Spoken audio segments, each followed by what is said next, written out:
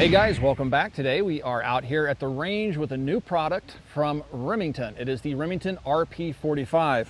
If you guys remember last year, we had the opportunity to play with a couple of the RP9s, which hit the market first, and I made some observations about the gun. My first one had a bunch of functional issues, which eventually worked out of the gun, and then I picked up a second one to see if those issues were repeated. We found different issues, things like the bullet just flying out of the magazine feed lips when you pushed it firmly into the grip and things like that. And one of the other things that I'll point out is that, and this is an RP9, is that when you went to hit this slide release on the ambi side, the right side of the gun, no matter how hard you push, you can't get the slide to drop, but if you push the other one, it drops without any effort. And we noted that it was because of the design of the sheet metal. It was just flexing and it was unable to release the slide stop from the other side. So anyway, one of the other observations I made about the gun is that the magazine well was too big for its magazine, or for the 9mm I should say, and there was a lot of dead space above the 9mm cartridge in the magazine. And I said, this thing makes more sense as a 45, and I really look forward to seeing the 45. And today we get to see the 45. I was unable to pick one up through distribution. They were out of stock, but I did see them on Gunbroker. So I paid $314 from Northridge Firearms, I think, on Gunbroker. And that's how I came into possession of this handgun. So we like to buy them through the dealer network or distribution network, just like you guys do, so we can see what's actually shipping versus teeny guns that may be sent out to various reviewers that may be hand-picked, hand-fit, or pre-checked before they go out for function. I want to see what's actually on the market. So here we go. You're going to have your owner's manual. Inside you're going to have some extra back straps, a lock, and 2 magazines. And one of the things you're going to notice right away that people noticed on Instagram when I posted pictures of it is it looks suspiciously like a para-ordnance magazine. Remington did buy para-ordnance, and this in all likelihood is a para-ordnance magazine. And if you go back and do some research on para-ordnance, they weren't known for quality magazines. So hopefully they've made some improvements to the magazine. Here's the pistol. Now, one thing you'll notice right away is that the handgun is dimensionally identical to the 9mm, 45 on top, 9mm on the bottom. And this one is a bit heavier because the barrel's thicker. This one has a 45 caliber barrel in it, so it feels less muzzle heavy, and the gun actually balances pretty well in the hand, where the 9mm feels more top heavy. This one doesn't. This magazine holds 15 rounds. And I would say, given the diameter and the feel of the magazine with its small backstrap that it ships with, this is probably one of the smallest grips I've ever felt for a 45 ACP striker-fired polymer frame pistol. It's smaller than the HK45. It's definitely smaller, which the HK45 only holds 10 rounds. It's definitely smaller and better feeling than the FNX45 from FN. So, ergonomically, the gun seems to be pretty darn good. You can increase the grip diameter if you would like by adding larger back straps. I think there's 2. Let's see if they mark them. I think the smallest is on there, but sometimes they put the medium and the small. I don't see any markings on them to tell you which one. Sometimes they'll mark them as to which one's which. But I think the smallest one's on there. I kind of like the way it feels. But anyway, the gun balances well, has 3-dot sights, all that good stuff. And one thing that I noticed right away when I dropped the magazine out after locking it to the rear, watch how effortlessly I can drop the slide. The slide stop works on the other side of the handgun. Good job, Remington. Thank you for listening. And now all we have to do is go out and shoot the gun. We will clean it up before we shoot it. It has not been fired yet, but I do want to point out something. If you take a look at the barrel, you'll see barrel wear right here. It looks very similar to the barrel wear on my 9mm. Quite a bit of wear on the barrel. Now, this was advertised as new from a dealer, and it was not a used handgun. It has the oil on it that you would see from the factory. So what I'm guessing is that perhaps Remington is really test firing these guns in an effort to make sure, double and triple check that they're actually working before they ship them, because it looks like to me that this gun's been fired quite a bit. I see no wear on the magazines themselves, so they may have been using test magazines. These look brand new, no wear on them whatsoever, and I can definitely see evidence of brass on the breech face, and there's also wear on the barrel hood. So I'm guessing that they shoot the guns quite a bit more. If you take a look at this RP9, This one I've shot quite a bit, several hundred rounds through it, and it does not show the same barrel wear on the hood. I'm sorry, on the barrel or even on the hood. This thing looks like it's unfired.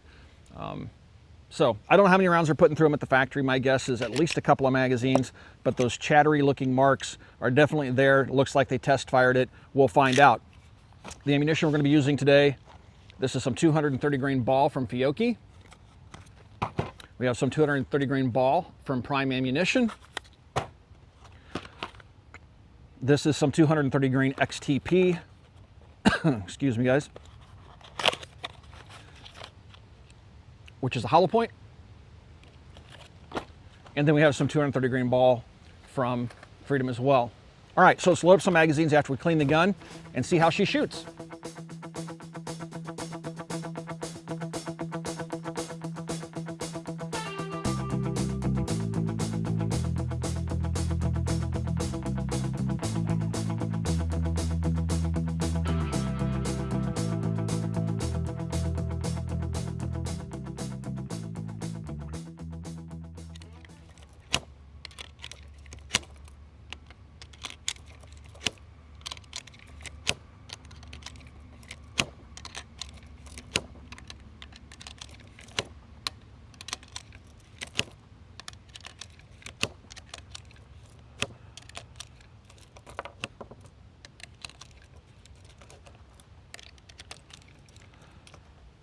Take some force to get the last 2 rounds in, guys. Jeez. All right. Eyes and ears. And let's go see how well our little pistol works. Guess we'll start off over here at 50 yards. All right. 230 grain Prime Ammunition. Again, some of the best ammo I think I have sitting around. Let's see if the sights are on at 50 yards.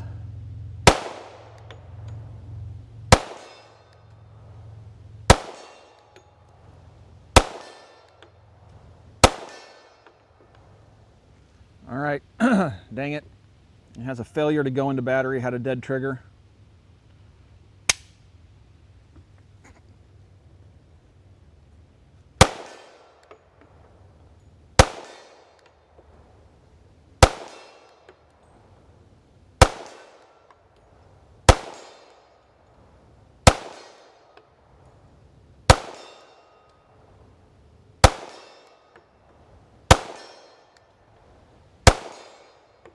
And it locked open. So we had 1 round fail to go completely into battery. Not a major issue. Do I like that? No. But let's try. See, the ambi slide release works perfectly. The sights are pretty much on. It was just a little bit low on that first shot, so I'm just having to aim a little bit high at 50 yards.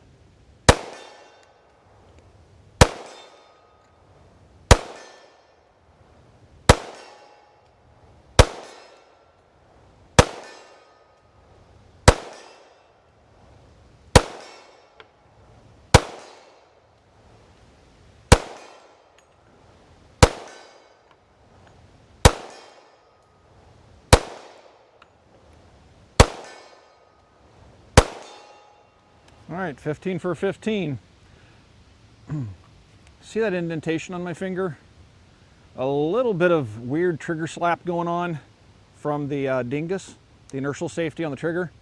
Puts a little indentation, but it's not uncomfortable to shoot, and it's actually pretty ergonomic, and sights are dead on at 50 yards, just a little bit low, but that's to be expected. Probably better zeroed for 25 yards, and except for having to help that 1 round into battery with the palm of my hand, we had pretty good function with the Prime. So now let's load up some different stuff. Let's try some of the Freedom Ball, and let's try some of the Freedom Hollow Points and see how well the pistol performs. We will be topping the magazines off. Fortunately for me, they're 15 round magazines, so it feeds my OCD. 17, I'm tempted to only put 15 in. So let's go load up a couple more mags. That's all we have, are 2 mags, and see how well it performs with some of those hollow points. I'm kind of curious. All right. So these are the XTP 230 grain hollow points, Freedom Munitions, and it's stovepipes feeding from the magazine. Not stovepipes, listen to me. It's just, wow, I'm not the brightest guy in the world, but I'm honest. It didn't feed. All right, so let's go ahead. I don't know if I'll be able to honestly get a 15th round into this magazine without the up-lula, because it takes, no, I got it, but you better have some strong hands. All right, let's give it one more chance to feed that from the magazine. No go. So it's simply not going to feed these hollow points from the magazine. If you take a look at the shape of the hollow point, you can see it's just a, you know, like a tapered cone. So let's see if it's just having too much pressure on the slide. Both of these are showing 15 rounds, although I know one of them does not have 15 rounds in it. Can you see that? They're both showing 15 rounds, but one of them is definitely missing a round. All right, so let's just take a guess. Oh, all right. Well, that time it just rammed the hollow point into the base of the feed ramp and stopped. Now with our 9mm, we were running into that problem where the ball rounds were hitting the base of the feed ramp and stopping. These hollow points are doing that. Just sitting there right at the base of the feed ramp. Not gonna go in. All right. The only other thing I can think we can do, pop that round out, give one to my homie. All right, we'll just throw one in the chamber and put a magazine in. Recover my round and see if it's going to feed. All right, so when I fired, it looks like it fed. It feeded. English isn't my first language. These are a little peppier. That was weird. I could feel the slide move home. Like it hung up and then went home.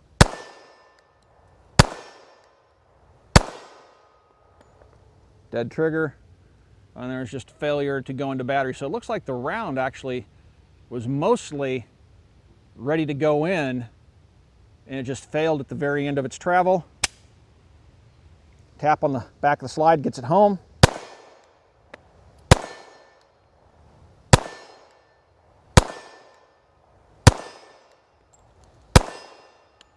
And it locked open. So we couldn't get it to feed from the magazine on that first round, but when I manually put one round into the chamber, let the slide go, and then put, of course there's no manual safeties on the gun, put a magazine in, it fed. All right, I have almost no finish. No, it's just, what is that? Nope, it's just some sort of gray material. We're good. I thought the top of the barrel hood was wearing itself white. All right, it's feeding again.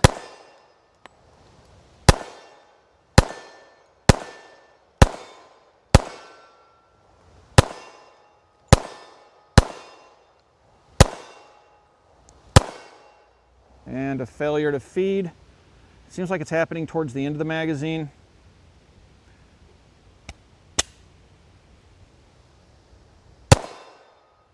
Another failure to feed. It's just going to battery, really.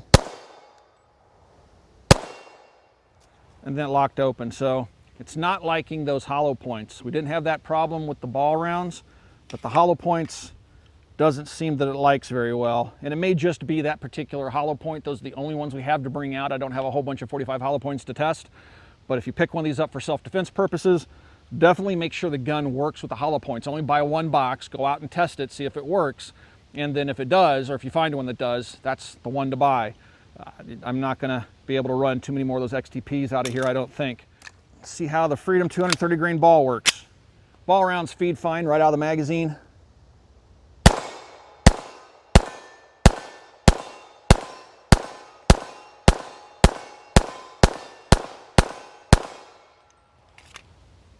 Flawless function.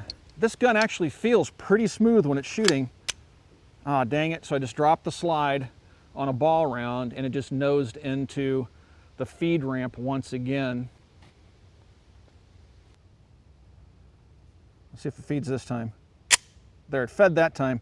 It was just short of the feed ramp. It's almost like it's hitting the magazine. I don't know what it's running into. We'll have to investigate that a little bit.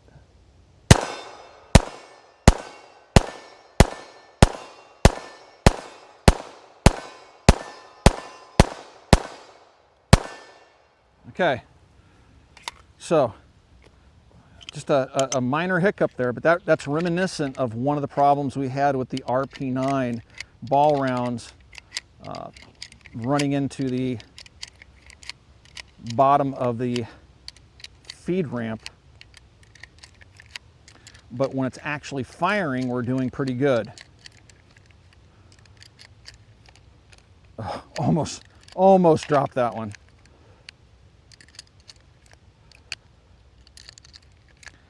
And even with the hollow points, once we got one in the chamber, it seemed to do okay, with the exception of having to help that slide home that one time again.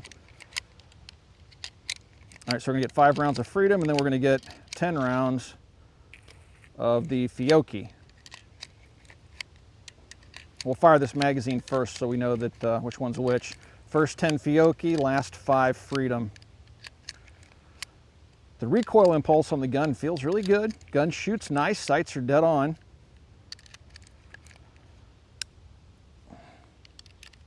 All right, so we'll shoot this one first, and we'll shoot that one next. Fed perfectly from the magazine. Those Fiocchi loads are considerably warmer.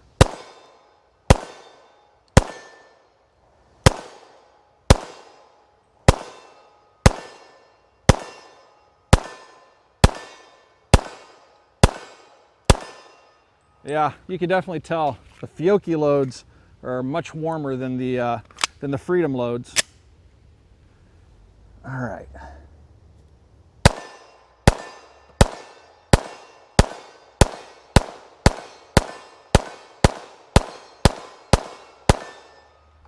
All right, it's working now.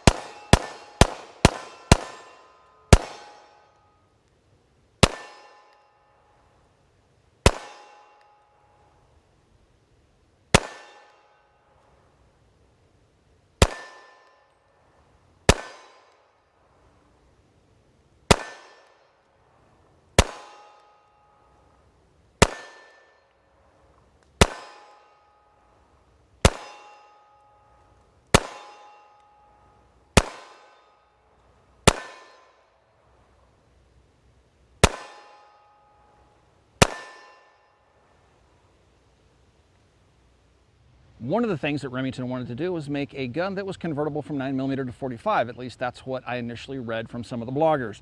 So we have the 45 pistol here and we have the 9mm pistol here. Really, the only thing that we need to change out is the complete gun, right? So I'm going to go ahead and take the slide and barrel and recoil spring off the 45. This is my 45 frame. Set it aside. I'm going to do the same with my 9mm. All right, that's my 9mm frame. Set my 9mm slide aside. Take my 45 slide, barrel and recoil spring. Put it on, take some 45s.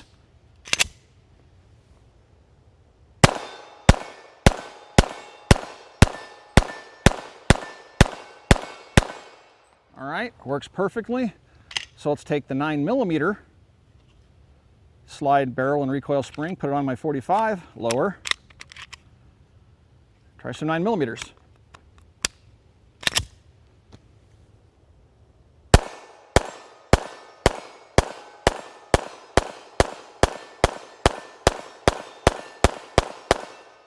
Wow, big difference in the recoil impulse. This thing has none, and the 45 kicks considerably more, jumps around a lot more. Very soft shooting 9mm, but as I pointed out in my earlier videos, this thing feels like a tank because the barrel, it just feels like there's more mass in the top of it. The 45 feels much more better balanced, if that makes sense. Yeah, so there you have it, guys. I swapped the slides, barrels, and stuff around, which makes sense that it would work. I'm going to switch them back, but I honestly don't understand the point of that, because really you have to keep the same lower, and aside from the sheet metal stampings inside of it, you have a polymer lower. This whole component probably doesn't cost you more than 30 bucks or them to manufacture, if that much. This is where all the cost in the gun is. So I don't know if too many people are going to be buying a slide, barrel, and recoil spring to turn their 9mm into a 45 or vice versa, but who knows, maybe people will. But it does work that way, and it works quite well. All right, here we go. So yeah, as I had mentioned previously, guys, when you let the slide go sometimes, even with ball ammunition, it's nosing down into that feed ramp. Once the gun's loaded, it seems to do just fine. Where this is going to cause you problems is in a gunfight and you're doing a reload. And if you try to just rack it, slingshot it, sometimes it works, other times it pushes that round pretty far back in the case. This time the bullet setback is minimal, just a little bit of bullet setback. That's not going to cause a problem, but I've done it in the past where I just do that and it hits the ramp one more time and really pushes that round back into the case, which can be a dangerous situation. Keep that in mind.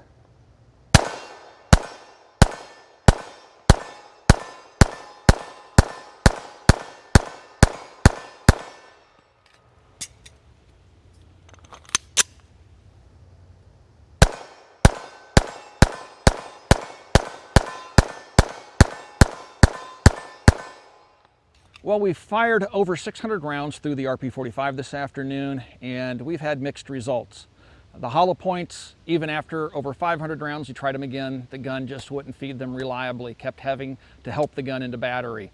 We had ball rounds sticking on the feed ramps, and we encountered that even while we were firing the gun when we were shooting the slow motion segments, and we caught it on slow motion. So the gun, the more we shot ammo through it, the less reliable it became. We thought it would become more reliable, but it started off where we weren't having problems feeding with ball rounds while cycling. We had problems with reloads, so getting that first round into the chamber, we'd see that first round nosedive and hit the feed ramp, but once we got a round in the chamber and a full magazine of the gun, it seemed to be working pretty good. But as we approached closer to 600 rounds, then we started to see the ball rounds nosediving during firing. So I don't know what to say, guys. We have one more magazine. This is prime ball. It probably won't do it for you, but we'll see if it'll happen again. We caught it on slow motion, but the gun just isn't 100% reliable. It is not something I would trust my life to. I just couldn't. It's 314 bucks is what I paid for it. I bought it on Gun Broker. I couldn't find it anywhere in distribution. And yeah, I mean, we tried hollow points, we tried Freedom, we've tried Prime's high quality ammo, we tried Fiocchi, and we had problems throughout the afternoon. We thought the gun was going to get more reliable, like I said, but we thought it was only just having problems on the reload. And then later in the afternoon, we found out it had problems while it was running. So let's fire this last 15 rounds of Prime through it and see if it'll do it for you on camera. It probably won't, but here we go. All right, well, now it looks like it's just doing it all the time, guys. So what's happened is the round is nosedive into the feed ramp. And when it nosedives like that, sometimes you can get it to feed if you slingshot it, and other times you can't. So, but see, now I don't want to shoot that, guys, because I know I tried twice and it's going to have that bullet pushed back in the case, and that's not safe. You push that bullet back too far and you can get an unsafe condition where you have an overpressure round. So I don't know, guys. Let's see if we can finish out the magazine.